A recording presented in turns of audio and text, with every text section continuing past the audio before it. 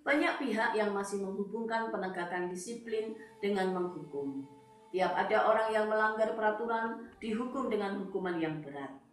Penegakan disiplin dengan hukuman hanya akan membuahkan sikap disiplin yang semu, yang lahir karena ketakutan, bukan karena lahirnya kesadaran akan perbaikan perilaku.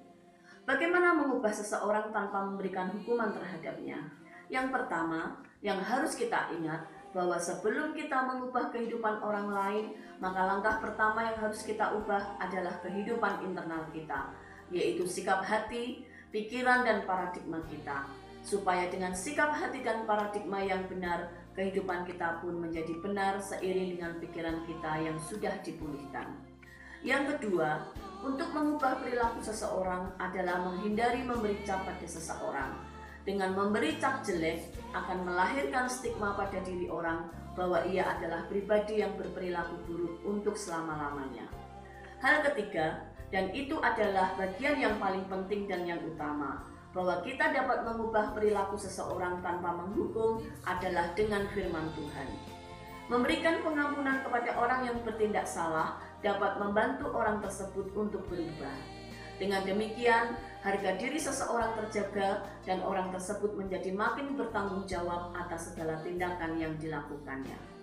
Dalam 2 Timotius 3 ayat 16 dikatakan, segala tulisan yang diilhamkan Allah memang bermanfaat untuk mengajar, untuk menyatakan kesalahan, untuk memperbaiki kelakuan, dan untuk mendidik orang dalam kebenaran.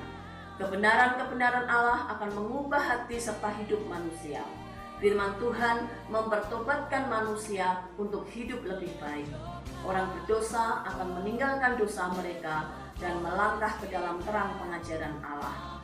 Orang yang sombong menjadi orang percaya yang rendah hati di dalam Kristus oleh karena kebenaran-kebenaran firman Tuhan.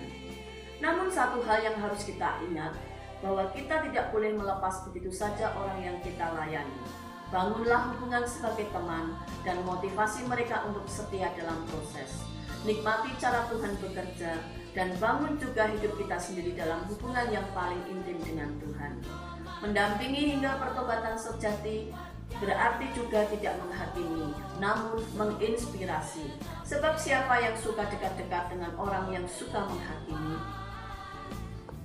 Pentingnya mengenalkan seseorang kepada Allah menjadi tanggung jawab dan tantangan bagi setiap kita. Dan kita harus mengedukasi mereka sesuai dengan kebenaran firman Tuhan, sehingga mereka akan memiliki bekal hidup yang kekal untuk menjalani hari-hari mereka di kemudian hari. Dalam melakukan panggilan ini, kita memiliki tantangan. Apa tantangannya? Kita tidak hanya menceritakan, tetapi kita harus bisa menjadi teladan yang selaras dengan firman Tuhan. Kita pun harus menghidupi firman Tuhan dan karakter Kristus di dalam kita, supaya orang yang kita layani bisa melihat terang kasih Kristus melalui hidup kita. Jika kita sudah mengajarkan firman Tuhan kepada mereka secara berulang-ulang, percayalah bahwa firman Tuhan itu tidak akan pernah sia-sia. Mereka akan hidup di dalam terang firman Tuhan dan firman itu akan menuntun langkah mereka.